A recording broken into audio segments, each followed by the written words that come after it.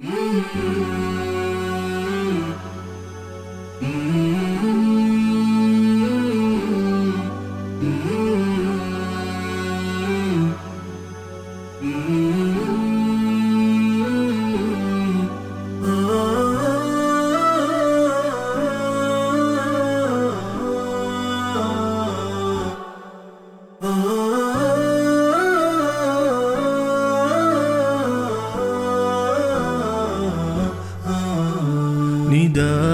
الحق صوت قد شجاني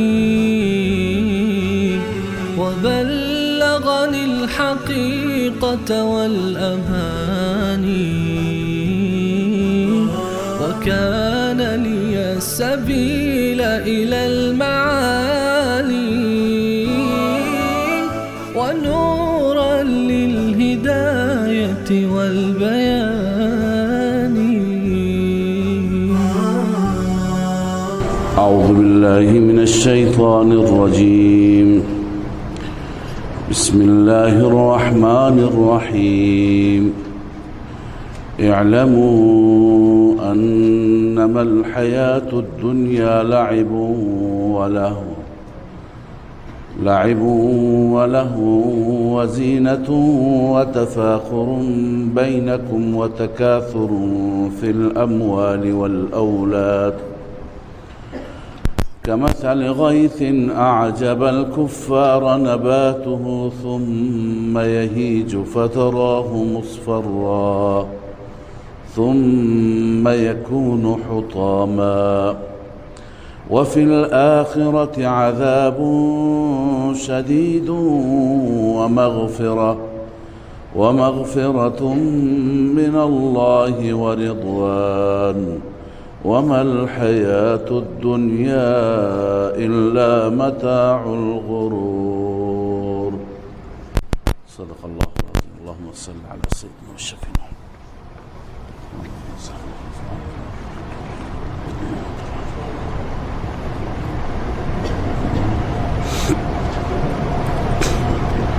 در آغاز این سوره مبارکه عرض شد که در این سوره خدای عزوجل تشویق می فرماید. در بخش اول سوره تشویق و ترغیب هست به سوی انفاق و به سوی خرج کردن در راه الله عزوجل با 5 تعبیر یا 5 تا دلیل هستند که این دلائل می طلبد یک انسان مالی که الله عزوجل به او داده این مالش را یا بخشی از این مالش را در راه الله عزوجل انفاق بفرماید. 3 تا دلیل را و 3 تعبیر را ما خواندیم. آیه‌ای که تلاوت شد این دلیل 4م هست و تعبیر 4م هست. خلاصه و حاصل این دلیل این هست که الله تعالی می فرماید دنیا لعب و لهو هست، بازیچه و بیهودگی هست و تشبیه میده حقارت دنیا را و بی ارزش بودن دنیا را به کشتی و کشتزاری که ابتداعا خیلی زیباست، سرسبز، شادابه، اما نهایتا شکل ظاهری اون کشتزار به کاه و آشغال و مجموعی از علفهای خشک تبدیل میشه. دنیا هم ابتداش زیباست، زرق و برق داره، زیبایی داره، اما این زیبایی تا ابد نمیماند. سرسبزی و شادابی، سلامتی، هیچ نعمتی تا ابد نمیماند. انسان در هر مسیری باشد، در هر طریقی باشد، بالاخره این دنیا برای انسان وفایی ندارد و با انفاق کردن و خرج کردن آخرت انسان آباد میشه. وقتی که دنیا زندگیش معلوم شد که زندگی دلبستنی نیست، بعد از این زندگی دیگر را الله تعالی معرفی میفرماید آخرت. و فی الآخرة عذاب شدید و مغفرة من الله. آخرت دو جنبه دارد، یا عذاب شدید هست یا مغفرت هست. لذا انفاق در راه الله برای خوشنودی و رضای مولا، انسان مالش را صرف می کند، بذل می کند، قطعا مغفرتش را حاصل می کند. به این صورت و به این دلیل انفاق و خرج کردن در راه الله از مواردی هست که باعث میشه زندگی آخرت زیبا بشه. اعلموا انما الحیات الدنیا، بیان حقارت دنیاست. خداوند تعالی می فرماد بدانید که زندگی دنیا لعب و لهو و زینت و تفاخر بینکم و تکاثر فی الاموال والاولاد. 5 تعبیر بکار میبرد الله تعالی. لعب و لهو، در هر 5 تعبیر 5 اسم هستند نکره که بر آنان تنوین آمده. ما قبلا هم خدمت شما در رابطه با تنوین عرض کردیم. امام رازی که امام لغت است معتقد است که این تنوین برای تحقیر و تنکیر است، یعنی هم نکارت ایجاد می کند و هم تحقیر ایجاد می کند و تذلیل ایجاد می کند. مثل متاع که گفتیم، متاع یعنی متاع قلیل. دنیا را جای الله می فرماید متاع یعنی متاع قلیل. لعب هم به همون معنی، بازی بیارزش، لهو بیارزش، زینت بیفایده، یعنی هر یکی از اینها تنوینشان معنای خودشون را تحقیرتر می کنند. لذا الله تعالی می فرماید که انسان بدان که دنیا لعب و لهو.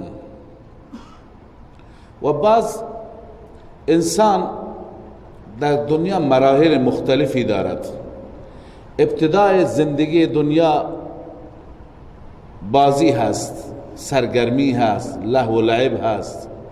این مربوط به قبل از جوانی هست. در زمان طفلی و بچگی لعب و لهو. و زینه مربوط به زمان نوجوانی هست و جوانی هست. انسان بعد از اینکه از حالت بچگی به در می آید، انسان دنبال زینت هست، دنبال تیپ هست، دنبال زیبایی هست، دنبال به اصطلاح خوشگلی هست. لذا این مرحله بعدی است. در زمان بچگی هیچ که به فکرش نیست، اما به جوانی که برسه دیگه زمان زینت هست. این مرحله دوم است. در زمان جوانی کسی فکر نمی کنه، کسی سعی نمی کنه مال زیاد جمع کنه، کسی برای پست و مقام هم تلاش نمی کنه، فقط ظاهرش خوب میرسه، هر چی داره هم خرج میکنه.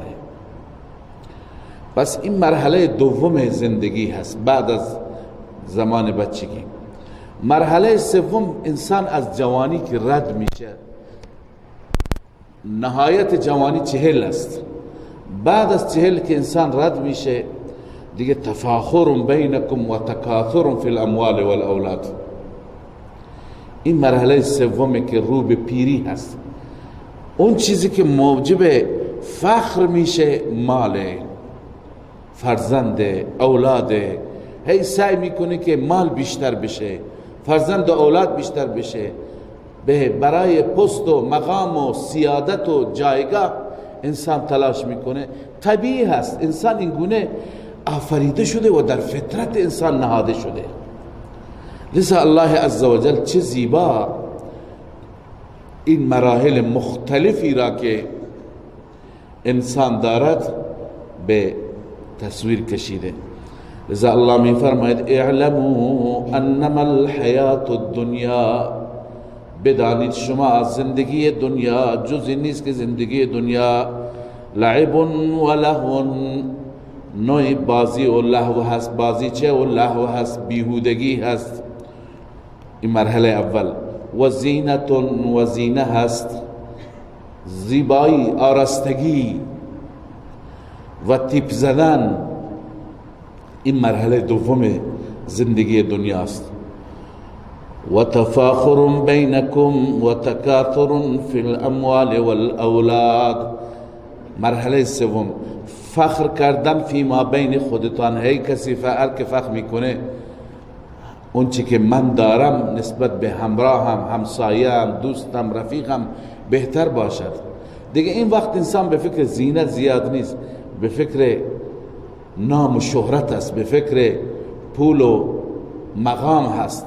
لذا فخر کردن فی ما بینتان و تکاثر فی الاموال والاولاد، و همچنین تکاثر که مال من بیشتر بشه، اولاد من بیشتر بشه، یا برای بیشتر بودن اولاد سعی نمیکنه، برای اینکه اولاد به هر حال نامی، شهرتی، جایگاهی کسب بکند.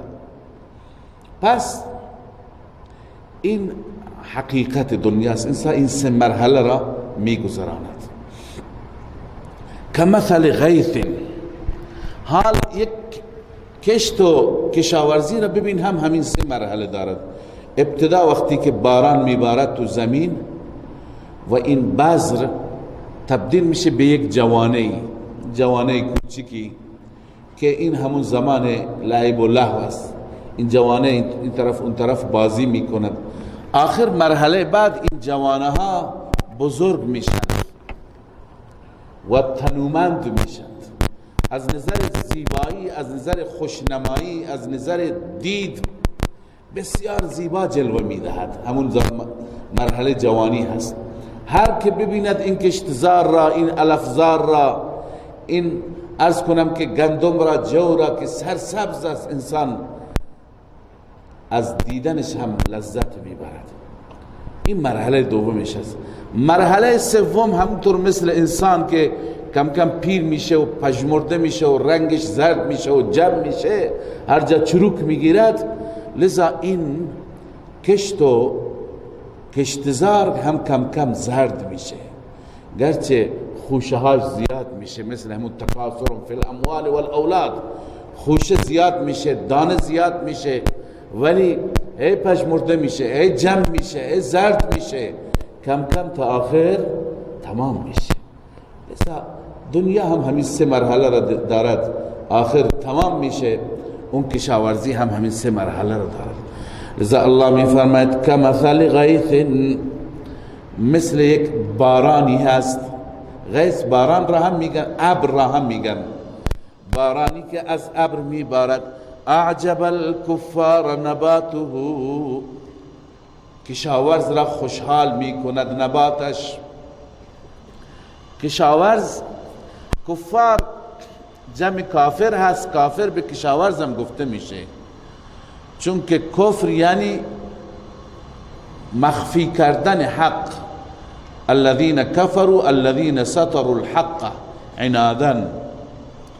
کشاورز را هم کافر میگن به این خاطر که بذر را در زمین چی میکند؟ ستر میکند، مخفی میکند، پنهانش میکند.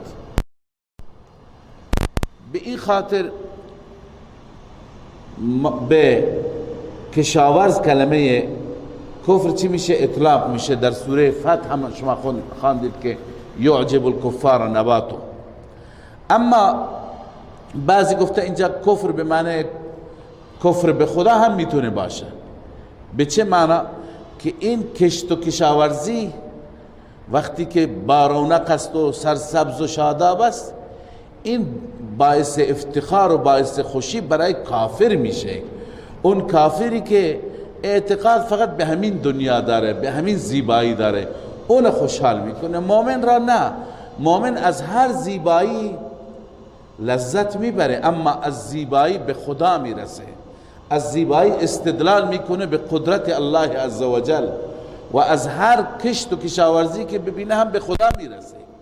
لذا اعجب الکفار، بعضی گفتن کفر به همون معنی واقعیش هست. لذا مثل ابری، مثل بارانی که اعجب الکفار نباته، کفار را خوشحال میکنن نبات آن، نباتات و عرض کنم سبزیجات آن. ثم یهیج فتراه مصفرا، سپس همین کشت زار سرسبز و شاداب، یهیج و پژمرده برده می شود. فتراه مصفرا، می بینی او را زرد، کم کم می بینی زرد میشه. ثم یکون حطاما، بعد از زردی چی میشه؟ حطام میشه، یعنی خرد ریزه میشه. وقتی که درو میشه، کوبیده میشه، گندم از توش در آورده میشه یا جو یا هر چی باشد، دانش بعد از اون آشغال میماند. لذا پس حقیقتش اولش را هم دیدید، وسطش را هم دیدید، آخرش را هم دیدید. بنابراین معلوم شد که این زندگی دنیا زندگی ثابتی نیست که انسان دل ببنده. پس چه باید کرد؟ الله عزوجل زندگی دیگری را معرفی می کند، اما اون زندگی هم بسیار خطرناک هم بسیار زیبا. اون زندگی آخرت است. الله عزوجل در آخرت دو جایگاه را ذکر می فرماید، یکی جایگاه عذاب است و یکی جایگاه رحمت و نعمت است. بر من شما بندگان هست که کدوم یک را می پسندیم.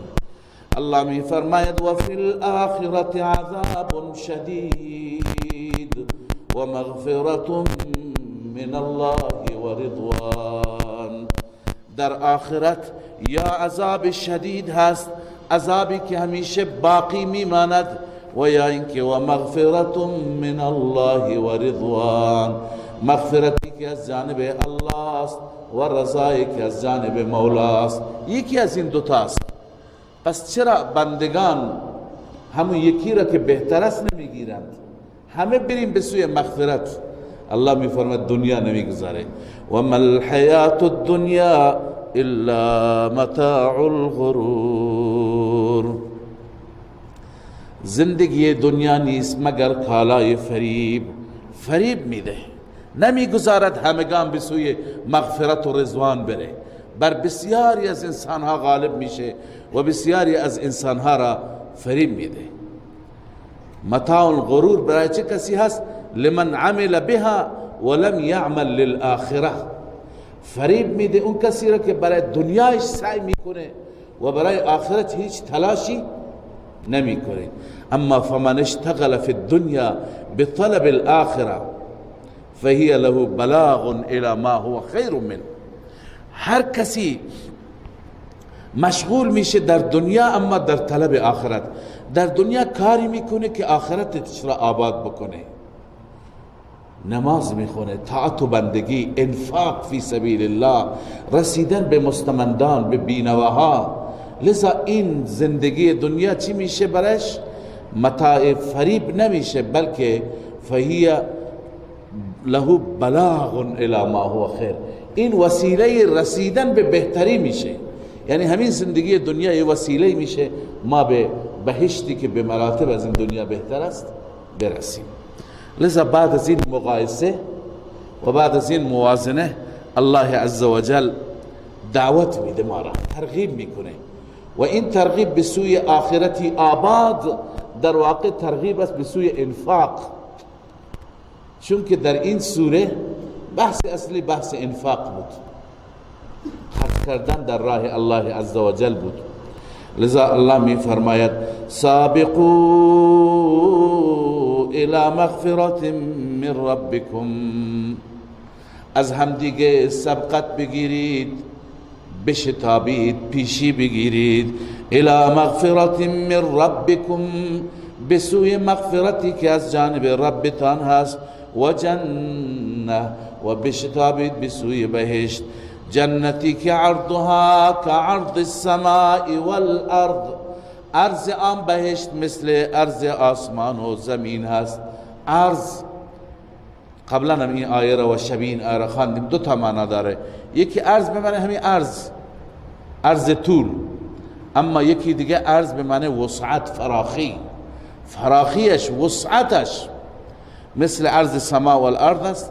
تشبیه به چیزی دادند که از نظر ما بزرگترین هست، بزرگترینی که ما به چشم دیدیم سما و ارض است و الا اون خیلی بزرگتر. اما این بهشت برای کی آماده شده؟ سبحان الله، صفات اهل بهشت را بخوانو در وجودت پیاده کن. اعدت للذین آمنوا بالله و رسله، آماده شده این بهشت برای کسانی که ایمان به الله و رسولش دارند، به ایمان تمام احکام الله را در زندگی خودشون پیاده میکنند و سنت های رسول را هم احیا میکنند. ذالک فضل الله، رفع عجب است، رفع غرور. یه وقتی فکر نکنی من ایمان به خدا و رسول دارم، اگر داری، اگر صاحب توفیق هستی، این فضل الله است. لذا همه چیز را از الله بده. ذالک فضل الله، این کسی که ایمان به خدا و رسول دارد و کسی که اعمال بهشتی داره انجام میده، بداند که بر او فضل الله است. یؤتیه من یشاء، این فضل را، این توفیق را الله میبخشد هر کسی که بخواهد. والله ذو الفضل العظیم، الله عز وجل دارای فضل عظیم و بزرگ است. خب این دلیل چهارم انفاق بود، چون که واقعا دنیا چیزی نیست که انسان اینجا بتونه بمانه، دل ببنده، برای اینجا ذخیره بکنه، پس بخشی را بفرسته برای آخرتش. ما اصاب من مصیبت، این دلیل پنجم هست، دلیل پنجم هست. گاهی انسان مالش را اندوخته میکنه، ذخیره میکنه، خرج نمیکنه برای مبادایی. میگه که به هر حال یه روز سختی میاد، مشکل میاد، مریضی میاد، فکر میکنه به وسیله این مال میتونه جلوی مریضی را بگیره، جلوی ضرر و زیان را بگیره، جلوی مصیبت را بگیره. الله عز وجل در این آیه شریفه میفرماید که این آینده نگریت هم زیاد جالب نیست. هر چی بیاد به اذن الله میاد، هر چی بیاد از قبل فیصله شده است، از قبل نوشته شده است. چه نعمتی خدا بهت بده، چه مصیبتی برات بیاره. ذا الله میفرماید ما اصاب من مصیبت فی الارض، هیچ مصیبتی در زمین نمیرسد، ولا فی انفسکم، و نه در وجودتان، الا فی کتاب، مگر در لوح محفوظ قبلا پیش بینی شده. هر چی باشد در لوح محفوظ از قبل هست، من قبل ان نبرأها، قبل از اینکه ما به وجود بیاوریم. لذا هیچ وقت اندوختن مال تو جلوی حوادث را، جلوی مشکلات را نمیگیرد. پس بهتر نیست که مال در راه خدا بدی. چرا؟ مال انسان وقتی که مصرف میکنه، صدقه بلا را دفع میکند، صدقه جلوی مصیبت را میگیرد. ان ذلك علی الله یسیر، این بر خداوند آسان است. چی آسان است؟ این که خداوند پیشا پیش اعلام بفرماید، پیشا پیش بگه بندگان هر چی که میآید برای شما از قبل پیش بینی شده. چرا این اعلام می شود؟ لکی لا، این حکمت اعلان است، لکی لا تأسوا علی ما فاتکم، تاکه شما حزین نباشید، غمگین نباشید، متاسف نباشید بر آنچه که از دستتون رفته. علی ما فاتکم، چیزی که از دستت رفت، خدای نکرده کسی عزیزش، فرزندش، برادرش از دست رفت، یا مالش ورشکست شد از دست رفت. الله میفرماید ای بنده این از قبل فیصله شده، زیاد چرت نزن، زیاد غم نخور. لکی لا تأسوا علی ما فاتکم، تاکه شما حزین و غمگین نباشید بر آنچه که از دست شما فوت شده. و اگر خدا بهت نعمتی داد، خدا بهت مال داد، خدا بهت خیلی چیزای خوب خوب داد، هم مغرور نباش، اینم از قبل نوشته شده برایت. ولا تفرحوا بما آتاکم، مغرور نباشید به آنچه که الله شما را میدهد. والله لا يحب كل مختال فخور، این علت لا تفرحوا هست. الله دوست ندارد کل مختال، هر انسان متکبر و فخور را. مختال اون است که غرورش در دلش هست، فخور اون است که غرورش بر اعضا و جوارش هم نشان میده خودش را، رفتارش، برخوردش، راه رفتنش، همه چیز. این مختال فخور هنوز الله عزوجل برای صفاتی بیان میفرماید. مختال مخور چه کسانی هستند؟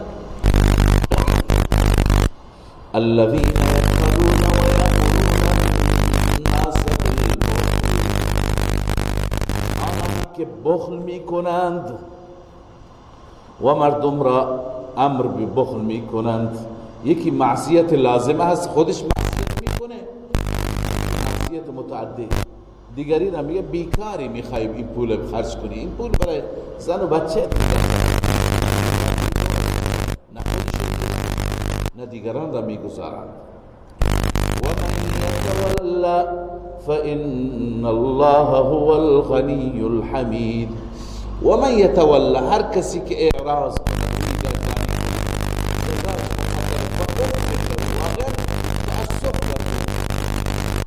مالت را خرج نکن، اعراض کن.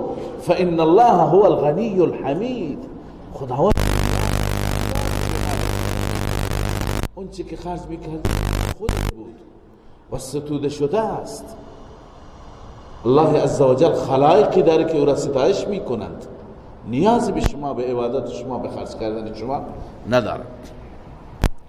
خب تا اینجا بخش اول سوره بود، موضوع انفاق. بعد از این موضوع دوم موضوع جهاد بود.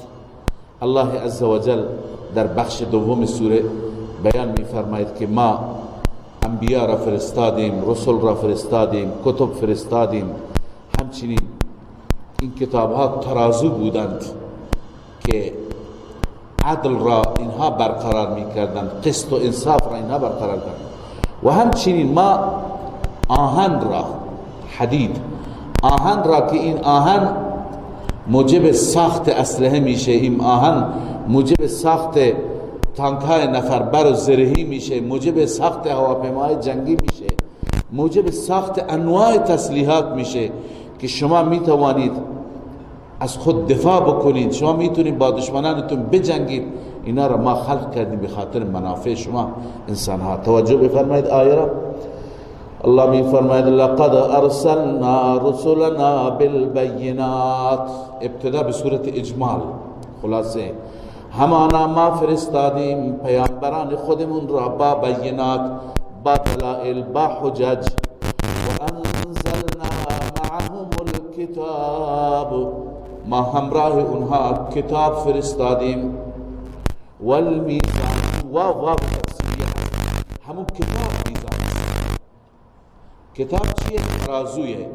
کتاب اگر به کتاب عمل بشه اون خودش قانونه، اون بین مردم عدالت برقرار میکنه، بین مردم ظلم را از بین میبره. والمیزان، کتاب را ما نازل کردیم، یعنی ترازوی عدل و انصاف را ما نازل کردیم. و لیقوم الناس بالقسط، این حکمت انزال است تا که مردم به قسط و به انصاف قائم باشند، یعنی قیام مردم به عدل و عدالت باشند. مردم با هم دیگه وقتی که به کتاب عمل کنند، اگر ما همه مثلا ما مسلمان ها همه پایبند شرع و احکام قرآن باشیم، خب قرآن نه به ما اجازه ربا میده که ظلم بشه، در ربا ظلم میشه به قشر ضعیف، نه اجازه رشوه میده، نه اجازه حق تلف کردن حق دیگران میده. پس هیچ حقی تلف نمیشه و هر جا اختلاف بشه به عدل و به قسط و به برابری چی میکند؟ فیصله میکنه. لذا کتاب برای این هست لیقوم الناس بالقسط. و علاوه از کتاب الله میفرماید ما اسلحه آفریدیم برای دفاع. حکمت جهاد دو چیز است، یکی اعلای برای مردم هست و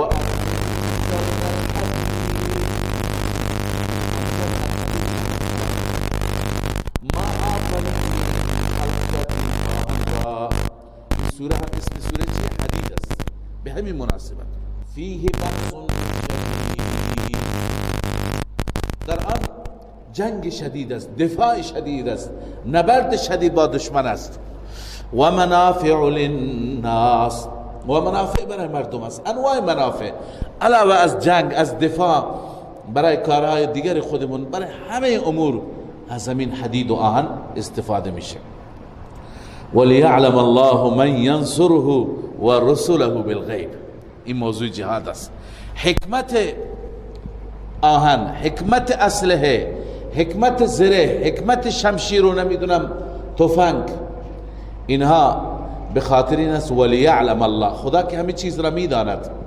قبلا خدمت شما عرض کردم که این علم به معنی علم ظهور است، تا الله ظاهر کند، الله مشخص کند، الله نشون بده به همگان که من ینصره و رسوله بالغیب، چه کسی خدا را یاری میکند یعنی دین خدا را، و چه کسی رسول خدا را یاری میکند به غیب، ندیده یاری میکند.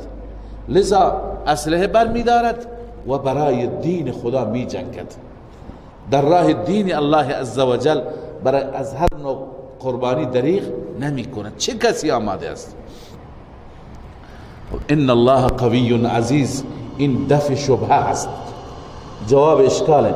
فکر نکن که خدا محتاج تو هست، نیاز به تو دارد. نه، خداوند خودش قوی هست، قوی هست و عزیز هست، غالبه. همیشه در طول تاریخ، قرآن هم شاهده، تاریخ هم شاهده، خداوند دشمنان خودش را از قوم نوح گرفته تا قوم موسی که فرعونیان باشند، تا قوم لوط، تا قوم ثمود، تا قوم عاد، همه را خداوند مستقیم خودش زده، تار و مار کرده، قوی است. اما شما بندگان را میگه شما بیایید، شما بجنگید تا ایمان شما را محک بزند. میخواد بدونه که شما چه اندازه آمادگی داره برای دین قربانی بدید. ما معمولا که جهاد ندیدیم معمولا بزدلی داریم، بزدل هستیم و دلمون میخواد که همه کارا را خدا خودش بکنه. گاهی بعضی وقت در محافل ما از مشکلات بحث میشه، از دشمنان صحبت میشه که دشمنان چقدر توطئه دارن، چقدر دسیسه دارن بر علیه ما و مسلمانان. جوابهای ما به هم دیگه اینه که خدا خودش درست کنه، خدا خودش درست کنه. به تعبیر حضرت شیخ الاسلام اگر خدا خودش درست بکنه، من و تو را چرا پیدا کرده؟ من و تو برای چی هستیم؟ به چه درد میخوریم؟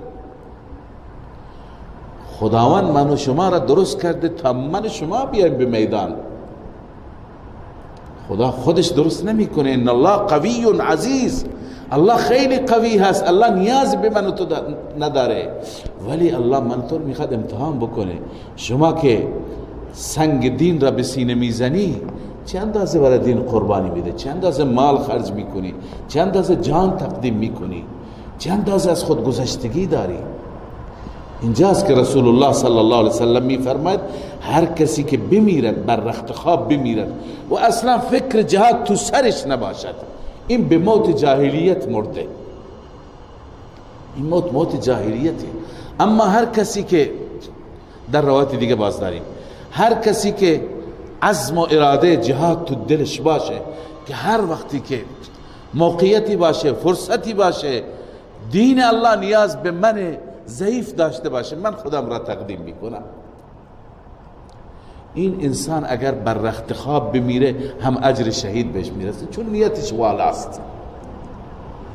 لذا باید در هر مؤمن این جسارت باشه، این شهامت باشد که اگر نیاز باشد من یک جانبی ارزش را تقدیم میکنم برای الله.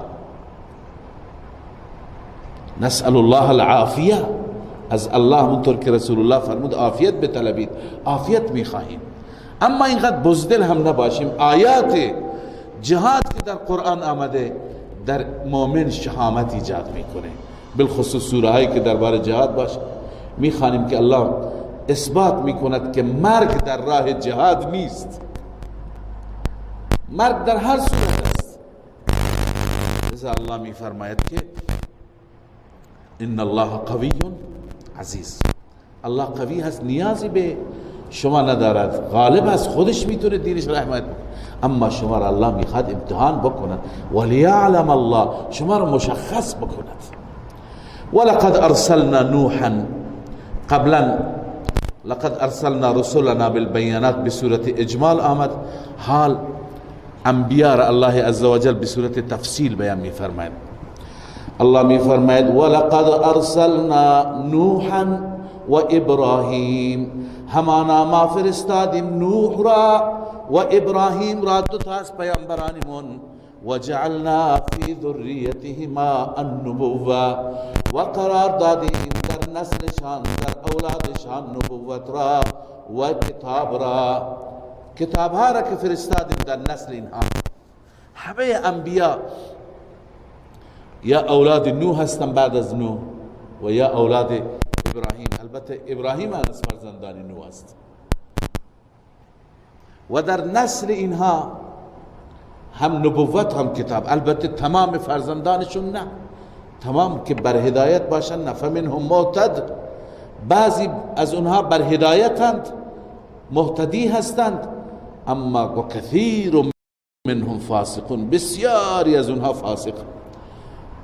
من میدونی من تبعیضیه هست، من یعنی بعضی. کثیر چی هست؟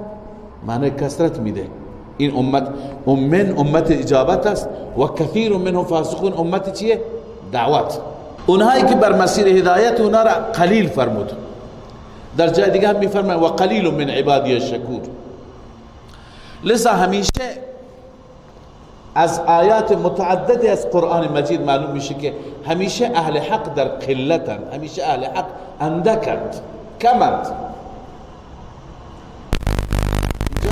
از اولاد ابراهیم فمنهم، من تبعیضیه بعضی بداید، اما و کثیر منهم فاسقون، اونایی که اجابت نکردند خیلی زیادند. الان هم تا دنیا ببینید اهل حق کمترند، اهل دین. مسلمانان اولا نسبت به غیر مسلمانان کمترند. مسلمانان شاید 1/6 دنیا است.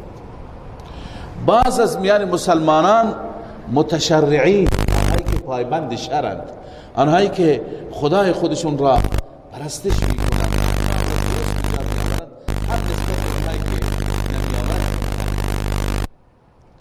لذا خوشا به حال کسی که جزی همین کمتر هست، جزی این زمره هست، در این قافله هست.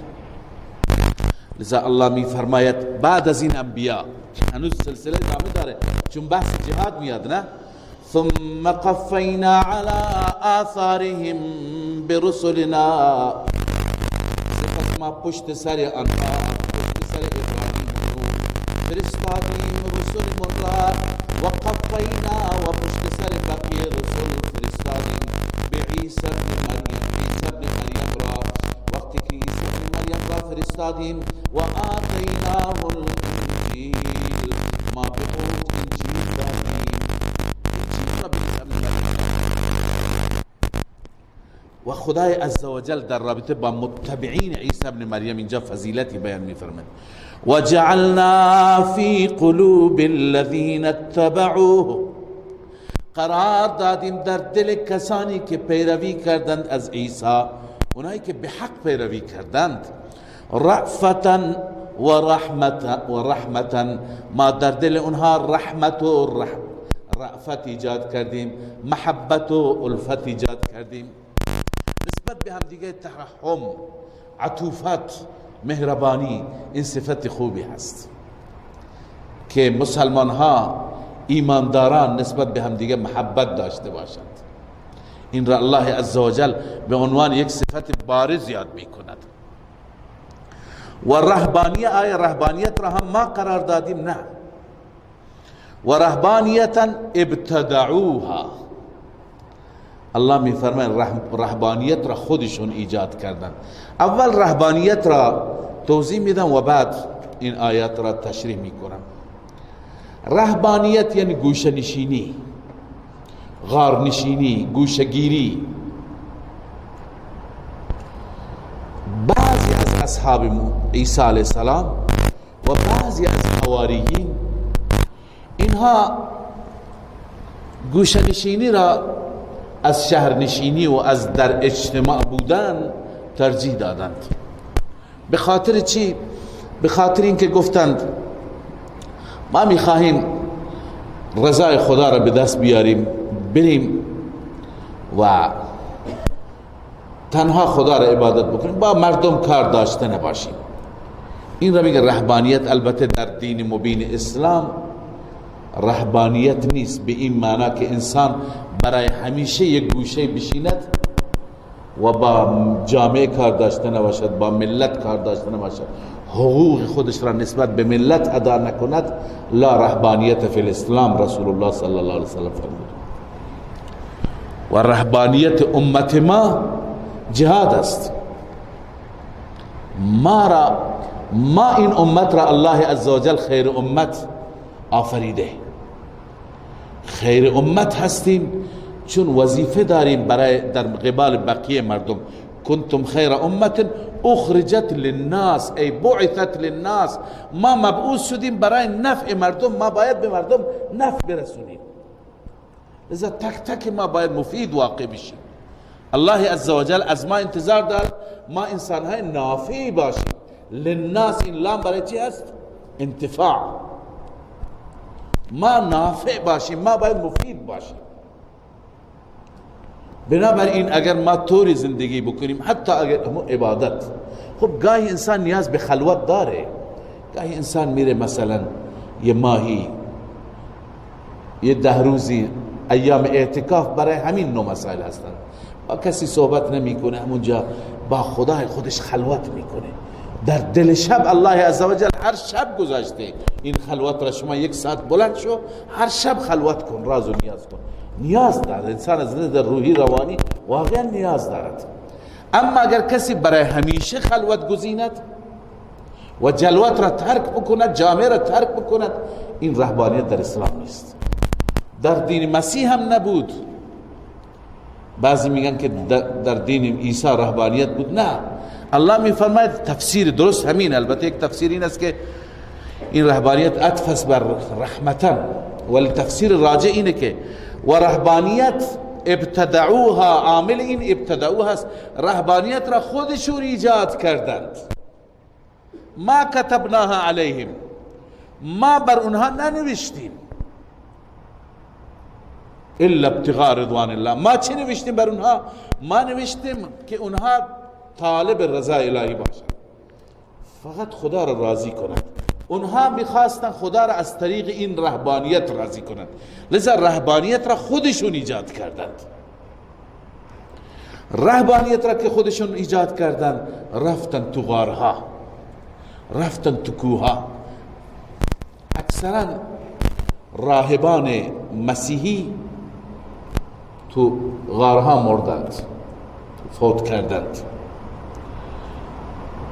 ما در سوره کهف بحثی داریم که آیا این اصحاب کهف کجا هستند. شاید 4 تا 5 تا غار را مفسرین خودشون حواله میدن. یکی میگه من خودم رفتم این غار را دیدم، تو اندلس استخوان‌ها را دیدم. یکی میگه من خودم ترکیه رفتم دیدم این غار را. یکی میگه من خودم شام دیدم این غار را. واقعا همینطوره. هر جای مفسری شنیدن اون غار اصحاب کهف رفتن دیدن استخوان. اون زمان مسیحیان برای اینکه به خدا برسند گوشه‌نشینی را اختیار میکردن، میرفتن تو غارها عبادت میکردن، اونجا میمردن. تنها بحث اصحاب کهف نبود، لذا بعدا استخوان‌هایشون اونجا مونده. هر که دیده فکر کرده که اصحاب کهف همینه. پس الله میفرماید که ما کتبناها علیهم، ما ننوشتیم بر آنان. چرا ننوشتیم؟ همین رهبانیت را. الا ابتغاء، الا استثناء هست، لکن ما برای اونها چی نوشتیم؟ طلب رضای خدا را نوشتیم. اما اونها رهبانیتی از خود ایجاد کردند. خب آیا به این رهبانیت هم پایبند شدند؟ الله میفرماید فما رعوها حق رعایتها، اونها رعایت نکردند آن را حق رعایت. مسیحیان رعایت نکردند، خیلی ها. چرا؟ چون که رهبانیت، خدمت شما عرض کنم که رهبانیت که در دین اسلام نیست، چون یک حرکتی است برخلاف فطرت انسان. الله عزوجل انسان را فرشته نیافریده که انسان نیاز به غذا داشته نباشه، نیاز به نان و آب داشته نباشه، نیاز به زن و بچه داشته نباشه. الله در این انسان غریزه جنسی آفریده. لذا اینها گفتن نه ما استفاده نمی کنیم. الان شما ببینید کلیسا همین ادعا را دارد ولی همیشه فساد تو کلیسا گزارش میشه. این پدرهای روحانی، به اصطلاح پدرهای روحانی، اونها همین ادعا را دارند ولی این یک حرکتی هست برخلاف فطرت. تو فرشته که نیستی. اینا میرفتن تو غارها اونجا عبادت میکردن. مردم به اعتقاد این که اینها انسانهای شایسته هستند همونجا میرفتن خدمت اینها، برای اونها غذا میبردن. لذا به جای اینکه زود اختیار کنن غذا نخورن بهترین غذا را میخوردن، چون مردم اعتقاد داشتن. میرفتن زنها پیششون میرفت، چه بسا فساد میکردند. الان هم شما اگر بررسی بکنید کسانی که راهبند، کسانی که پدر روحانی هستند، اینها از نظر تنعم و تعیش خوشگذرانی بیشتری خوشگذرانی را دارند، بیشتری فساد را. گاهی اون پاپای بزرگشون که مرد شماره یک مذهبی هست هم گرفتار بدبختی ها میشه، فسادهای اخلاقی میشه. چرا؟ چون که برخلاف فطرت حرکتی است. لذا الله میفرماد فما رعوها حق رعایتها، اینها اون رهبانیت را رعایت نکردن، حق رعایت نتونستن بکنن. فآتینا الذین آمنوا منهم اجرهم وكثير منهم فاسقون. خب ما دادیم به آنانی که ایمان آوردند از اون مسیحیان اجرشون را، اما بسیاری از اونها فاسق. بعد از اینکه الله عزوجل در رابطه با پیروان امتهای گذشته بیان فرمود، حال همونها را دعوت میده به سوی ایمان به محمد صلی الله علیه و سلم و دعوت میده به جهاد. الله می فرماید یا ایها الذین آمنوا اتقوا الله و آمنوا برسوله، ای کسانی که ایمان دارید. ایمان بکی؟ به موسی و عیسی. علامه علوسی نوشته المعنى یا ایها الذین آمنوا بموسی و عیسی آمنوا برسوله، یعنی آمنوا بمحمد صلی الله علیه وسلم. شمایی که به موسی و عیسی ایمان دارید الان بیایید به محمد نبی خاتم ایمان بیاورید. اگر این کار را کردید، یعنی ای اهل کتاب بیایید ایمان بیاورید. یؤتکم کفلین من رحمت، وعده اول 2 برابر خدا شما را رحمت میده. ای یؤتکم نصیبین من رحمته، 2 نصیب، 2 سهم. چرا؟ نصیبا علی ایمانکم بمن آمنتم به اولا، یک ایمانونه که به موسی ایمان آوردی، به عیسی ایمان آوردی، و دوم و نصیبا علی ایمانکم به محمد آخرا. لذا یؤتکم کفلین، الله 2 سهم به شما میده من رحمته و یجعل لکم نورا تمشون به، و الله عزوجل برای شما نوری قرار میده، نور ایمان، که به وسیله اون نور بروید شما. و یغفر لکم، وعده سوم شما را مغفرت میکند، نوری که آخرتتون را هم روشن میکند، دنیایتون را هم روشن میکند. والله غفور رحیم، الله عزوجل غفور بخشنده و مهربان است برای کسانی که توبه میکنند. لئلا یعلم اهل الكتاب الا یقدرون علی شیء. الله تعالی این بیان را فرمود، اهل کتاب را دعوت به ایمان به محمد داد. لئلا یعلم اهل الكتاب، بعضی گفتن لا اضافی است، ای لئن یعلم اهل الكتاب، تا اهل کتاب بدانند که الله یقدرون علی شیء من فضل الله، اونها توانایی ندارن بر فضل خدا، اونها قادر نیستن. ببینید اهل کتاب از کجا ناراحت بودند؟ از اینجا ناراحت بودند که چرا پیامبری اکنون از بنی اسرائیل منتقل شد به بنی اسماعیل. این عهده و این مقام و این جایگاه مال قوم و قبیله ما بود، چرا به بنی اسماعیل منتقل شد؟ الله می فرماید ما این بیان را میکنیم، شما را میگیم به محمد ایمان بیاورید تا که اهل کتاب بدانند که الله یقدرون علی شیء من فضل الله. این فضل خدا به کسی نبوت میده، به کسی نمیده. این به دست اهل کتاب نیست، اونها قادر نیستند بر هیچ چیز از فضل الله. و ان الفضل بید الله، و فضل به دست الله است. یؤتیه من یشاء، به هر کسی بخواهد میدهد. والله ذو الفضل العظیم، الله عزوجل صاحب فضل عظیم هست. خب این سوره مبارکه حدید بود.